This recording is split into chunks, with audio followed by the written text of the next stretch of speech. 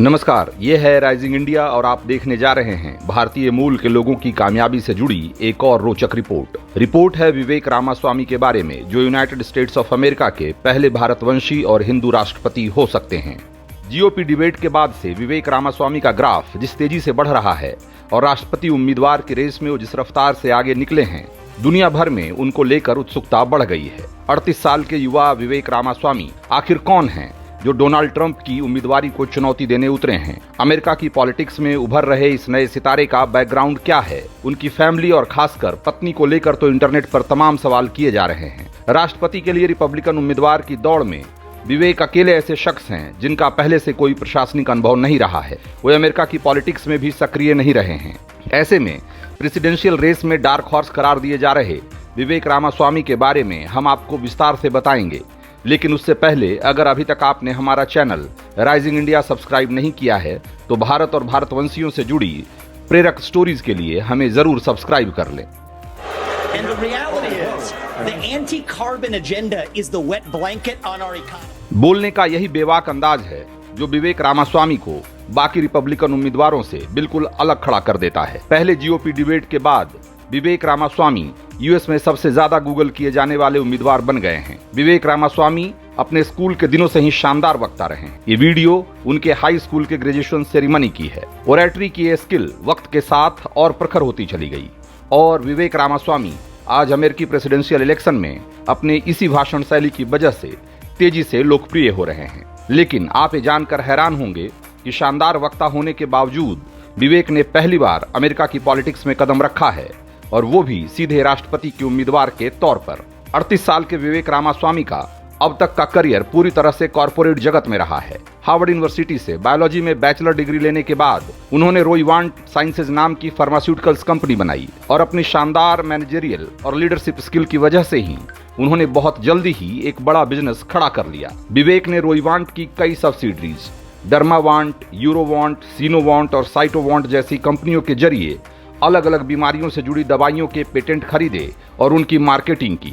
लेकिन रोइवांट की शुरुआत करने से पहले ही अपने कॉलेज के दिनों में ही विवेक बड़ी दौलत के मालिक बन चुके थे। फार्मास्यूटिकल्स, फाइनेंस और बायोटेक इंडस्ट्रीज की अपनी समझ की बदौलत 2013 में येल यूनिवर्सिटी में लॉ कोर्स ज्वाइन करने से पहले ही विवेक 100 करोड़ रुपए से ज्यादा कमा चुके थे। बाद में रोइवांट ने फार्मा सेक्टर में जबरदस्त धूम मचाई और उनकी कंपनी के शेयर्स की कीमत आसमान छूने लगी। 2015 में फोर्ब्स ने उन्हें अपने कवर पेज पर जगह दी, जिसमें विवेक ने दावा किया था कि उनकी कंपनी अपने निवेशकों को वो रिटर्न देगी जो आज तक किसी फार्मास्यूटिकल्स कंपनी ने नहीं दी है। उन्होंने रोइवांट को फार्मा सेक्टर का वर्कशायर हैथवे करार दिया था। हालांकि विवेक को एक बड़ा झटका उस वक्त लगा जब उनकी कंपनी एक्सोवांट की अल्जाइमर की दवा इंटेपिरिडाइन का क्लिनिकल ट्रायल फेल हो गया।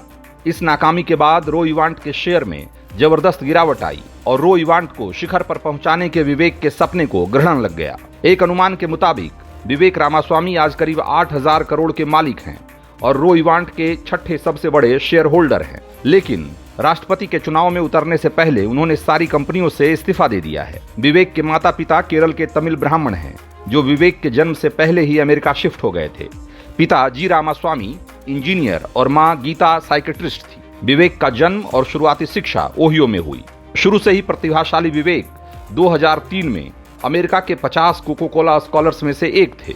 येल में लॉ की पढ़ाई के दौरान विवेक की मुलाकात अपूर्वा तिवारी से हुई और बाद में दोनों ने शादी कर ली। अपूर्वा पेशे से डॉक्टर हैं। विवेक और अपूर्वा के 2 बेटे हैं। हिंदू धर्म में गहरी आस्था रखने वाले विवेक कई बार अमेरिका के कट्टर ईसाइयों के निशाने पर रहते हैं।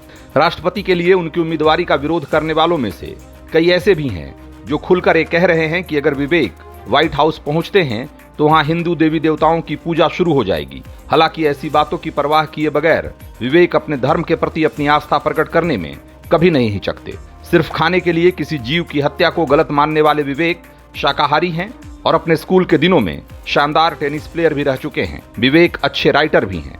अमेरिका के कॉर्पोरेट जगत में सोशल जस्टिस के नाम पर चल रहे स्कैम पर उनकी किताब वोक बहुत चर्चित रही है।